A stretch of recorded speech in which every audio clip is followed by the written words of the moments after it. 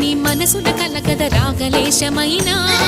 హే మహేశని భయద పదాహతి దైత్య శోషణము జరుపంగా భోగి భూష భువనాళిని నిలుపవ అభయ ముద్రలోనా